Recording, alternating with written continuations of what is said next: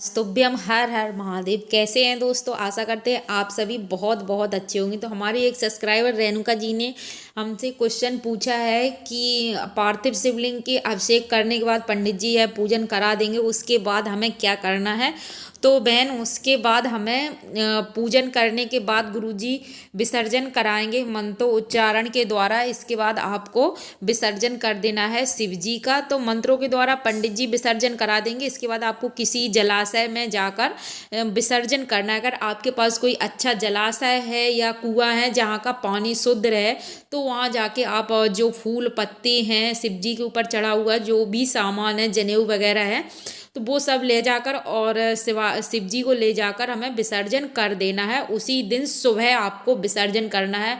आपने रात्रि को पूजन किया तो रात्रि को आपको विसर्जन नहीं करना है। सुबह में विसर्जन हमें जाके नदी में या आपके पास कोई सरोवर है या नदी है या फिर कुआं है जहाँ का जल स्वच्छ है, वहाँ विसर्जन कर देना है। जो मिठाई फल हैं वो आप किसी गौ माता को दे सकते हैं या कोई आपके आसपास ब्राह्मण है तो उसको भी दान दे सकते हैं।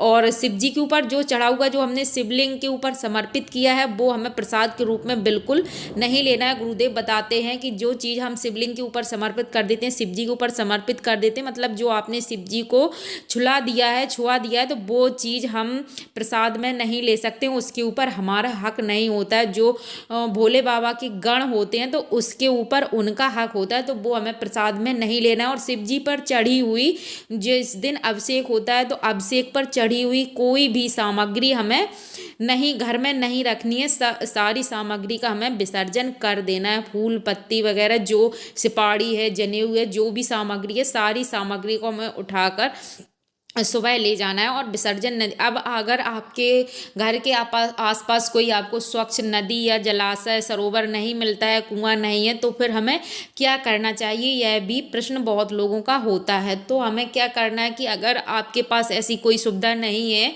तो हमें एक स्वच्छ पात्र लेना है, उसके अंदर जल भर लेना है, थोड़ा सा उसमें गंगा जल और इत्र डाल दें। उसके बाद आपको सुबह करना है, रात्रि में कुछ भी नहीं करना है। अभिषेक आपने एक पहर की हो या दो पहर की पूजन की हो या 3 पहर की, आपको ऐसे ही छोड़ देना है। जब गुरुदेव आपसे विसर्जन करा देंगे पूजन समाप्त करने के बाद, आपको सारी सामग्री ज्यों की सुबह आप एक बर्तन में पानी भर लें, स्वच्छ जल इसमें भर लें, इसमें थोड़ा सा इत्र और गंगा जल डाल के आप बाबा का विसर्जन इसी में अपने घर में ही कर लीजिए। और इसके बाद बाबा को थोड़ी देर इसी में रहने दें ताकि बाबा का जो स्वरूप है वो थोड़ा सा घुल जाए। और फिर आपको जाना है, अगर आपके घर के पास बेलपत्र या समी पत्र का पेड़ है तो आप वहाँ चले जाइए और हमें ऐसे ही विसर्जन नहीं देना है। खुरपी लेके जाइए, थोड़ा सा पेड़ के नीचे आप गड्ढा कर दीजिए। अगर हम इसी तरह विसर्जन कर देते हैं तो जो फूल पत्ती हैं, जो जल सूख जाएगा, उसके बाद पत्तियाँ यहाँ वहाँ उड़ेंगी, तो वो सही नहीं रहता। अब उसी गड्ढे में हमें विसर्जन सारी सामग्री का कर देना है। ऊपर से थोड़ी सी मिट्टी डाल दें ताकि जो हमारी पूजन की सामग्री है वो इधर उधर ना फैले।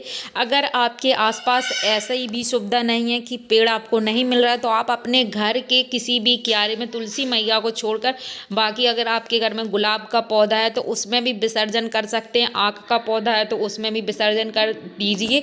यह जल ले जाकर हमें अपने क्यारे में समर्पित कर देना है। थोड़ी सी मिट्टी डाल दीजिए ताकि जो सामग्री है वो यहाँ वहाँ ना बिखरे। तो यह सबसे उत्तम तरीका है पार्थिव शिवलिंग विसर्जन करने का। यह तरीका गुरुदेव ने स्वयं अपने मुख से बताया है, तो वही हमने आपके साथ शेयर किया। वीडियो अच्छी लगी हो तो लाइक और चैनल को सब्सक्राइब जरूर कर लेना। मिलते हैं ऐसे ही दूसरी वीडियो में, तब तक के लिए हर हर महादेव।